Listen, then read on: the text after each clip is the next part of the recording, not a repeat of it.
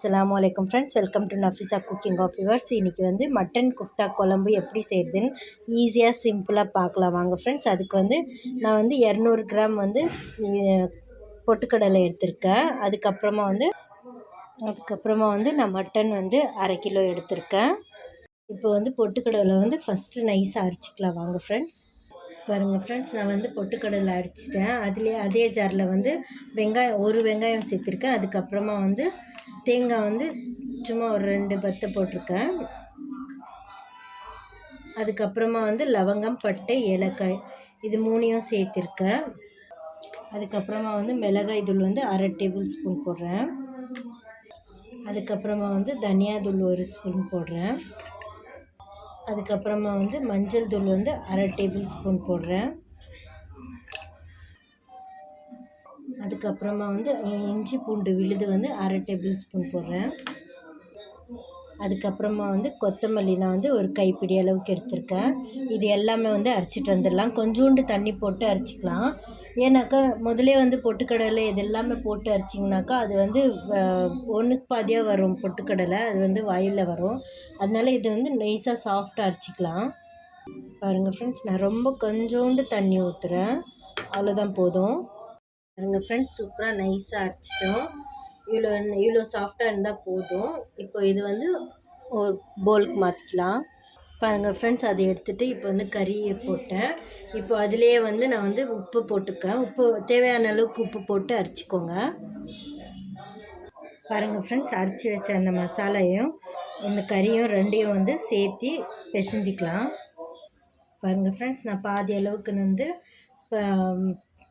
பிசைஞ்சு வச்சுட்டேன். இப்போ வந்து இதிலையே வந்து நான் வந்து பொட்டுக்கடலை அரைச்சோம் இல்லையா, அதையும் வந்து இதிலையே சேர்த்திக்கலாம். எங்களுக்கு தேவையான அளவுக்கு நாங்கள் வந்து சேர்த்திக்கலாம். இதுவும் நல்லா பிசைஞ்சிக்கலாம். பாருங்கள் ஃப்ரெண்ட்ஸ், இந்த அளவுக்கு நான் வந்து பிசைஞ்சு வச்சுட்டேன். இது வந்து எடுத்து இந்த மாதிரி உருண்டை செய்கிற மாதிரி வந்து நான் செஞ்சுருக்கேன். சப்பாத்தி மாவுக்கு அளவுக்கு இல்லை, இன்னும் கொஞ்சம் லைட்டாகவே தண்ணியாகவே இருக்குது.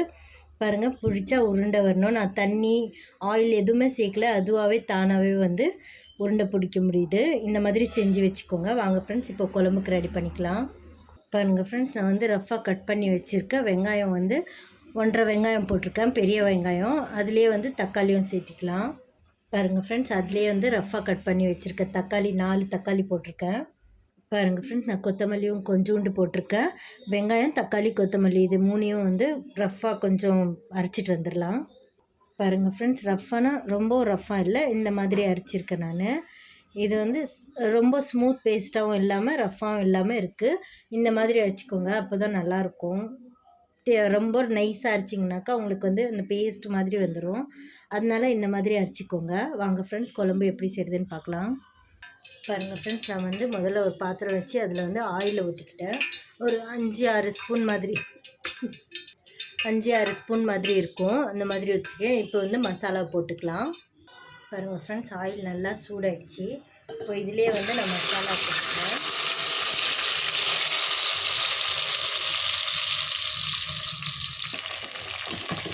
பாருங்கள் ஃப்ரெண்ட்ஸ், இது நல்லா வந்து எண்ணெய் தண்ணியாக வந்து பிரிஞ்சு வர மாதிரி வந்து இது நல்லா வந்து ரோஸ்ட் பண்ணிக்கோங்க மசாலா எல்லாம்.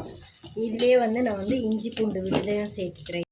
இந்த ஸ்டேஜில் வந்து நான் வந்து இஞ்சி பூண்டு விழுது வந்து 1 ஸ்பூன் போடுறேன். அதுக்கப்புறமா வந்து காஷ்மீரி மிளகாய் பொடி வந்து 1 ஸ்பூன் ஃபுல்லாக போடுறேன். அதுக்கப்புறமா வந்து தனியா தூள் வந்து நான் 2 டீஸ்பூன் போடுறேன். இது சின்ன ஸ்பூன் தான், அதனால் வந்து நான் 2 போடுறேன். இது டேஸ்ட் நல்லா தரும், ஃப்ளேவர் நல்லாயிருக்கும் எனக்கு, அதனால் இது வந்து 2 ஸ்பூன் போடுறேன். அதுக்கப்புறமா 1/4 டீஸ்பூன் வந்து மஞ்சள் தூள் போடுறேன். அதுக்கப்புறமா வந்து கரம் மசாலா போடுறேன். இது வந்து வீட்டிலேயே செஞ்ச கரம் மசாலா, அதனால் நான் கொஞ்சமாக போடுறேன். நீங்கள் கடை தெரிஞ்சிச்சுனாக்கா கொஞ்சம் 1 ஸ்பூன் மாதிரி போட்டுக்கோங்க. அவ்வளோதான் ஃப்ரெண்ட்ஸ், இது நல்லா மிக்ஸ் பண்ணி விட்டுடலாம். இது நல்லா எண்ணெய் தனியாக வந்து பிரிஞ்சு வரணும், அது வரைக்கும் வந்து நல்லா கொதித்து வரட்டும். எனக்கு எப்படி இருக்குன்னு கமெண்ட் பண்ணுங்கள் ஃப்ரெண்ட்ஸ். லைக் பண்ணுங்கள், ஷேர் பண்ணுங்கள், மறக்காமல் சப்ஸ்கிரைப் பண்ணுங்கள். பாருங்கள் ஃப்ரெண்ட்ஸ், ஒரு 5 நிமிஷத்துக்கு வந்து நான் மூடியை போட்டுறேன். இது வந்து நல்லா ஒரு 10 நிமிஷத்துலேயே வந்து நான் வந்து சிம்மில் பண்ணிட்டேன். சிம்மில் பண்ணிட்டு ஒரு 10 நிமிஷம் வேக வச்சிங்கனாக்கா அது நல்லா வெந்து வந்துடும். ஒரு 5 மினிட்ஸ் வந்து மூடியை போட்டுடலாம். வாங்க ஃப்ரெண்ட்ஸ் ஓப்பன் பண்ணி பார்த்துக்கலாம். பாருங்கள் ஃப்ரெண்ட்ஸ், நான் தண்ணி கூட போடல. இதில் ஸ்மெல் சூப்பராக இருக்குது. பாருங்கள், எண்ணெய் நல்லா பிரிஞ்சு வந்துருச்சு. பார்க்குறதுக்கே சூப்பராக இருக்குது. நீங்களும் ட்ரை பண்ணிவிட்டு எனக்கு கமெண்ட் பண்ணுங்கள் ஃப்ரெண்ட்ஸ். பாருங்கள் ஃப்ரெண்ட்ஸ், இந்த ஸ்டேஜில் வந்து நான் வந்து தயிரை வந்து 1 கப் ஆட் பண்ணிக்கிறேன்.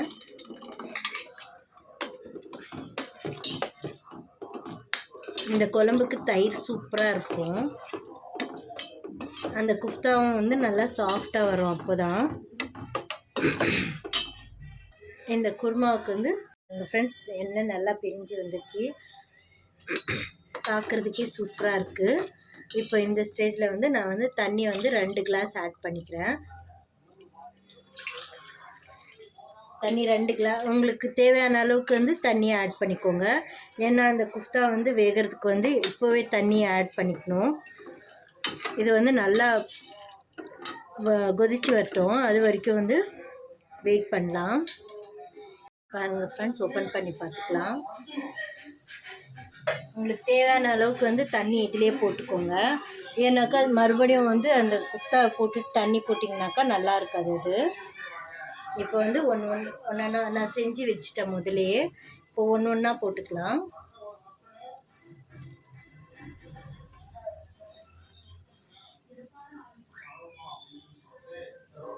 நான் வந்து எல்லாமே போட்டுடுறேன். இதுலேயே தனித்தனியாக போடுங்க. ஒட்டுக்கா போட்டிங்கனாக்கா ஒன்று மேலே ஒன்று போட்டிங்கனாக்கா அது வந்து ஒட்டிடும். அதனால் வந்து தனித்தனியாக போடுங்க. 10 நிமிஷத்தில் வந்து நல்லா வெந்து வந்துடும். அதுக்கப்புறமா வந்து 10 நிமிஷத்துக்கு அப்புறமா வந்து சிம் பண்ணி ஒரு 10 நிமிஷம் விட்டுடுங்க. அவ்வளோதான். இது வந்து நல்லா வெந்து வந்துடும். எல்லாமே அரைச்சிட்டோம் இல்லையா நைஸாக, அதனால வந்து நல்லா வெந்து வந்துடும். அவ்வளோதான் ஃப்ரெண்ட்ஸ். இப்போ வந்து ஒரு 5 மினிட்ஸ்க்கு வந்து மூடியை போட்டுடலாம். சூப்பராக குழம்பு ரெடி ஆயிடுச்சு. இப்போ வந்து பாருங்கள், நல்லா வெந்து வந்துருச்சு. குஃப்தா கூட இந்த மாதிரி ஒயிட் ஆயிடுச்சுனாக்கா உங்களுக்கு வந்து வெந்து வந்துருச்சு அப்படின்னு அர்த்தம். இதை வந்து நான் ஆஃப் பண்ணிட்டேன். அதுக்கப்புறமா வந்து நான் வந்து தேங்காயை வந்து போட்டுக்கிறேன். பாருங்கள் ஃப்ரெண்ட்ஸ், தேங்காய் வந்து நான் வந்து அரை மூடியை போட்டுட்ருக்கேன்.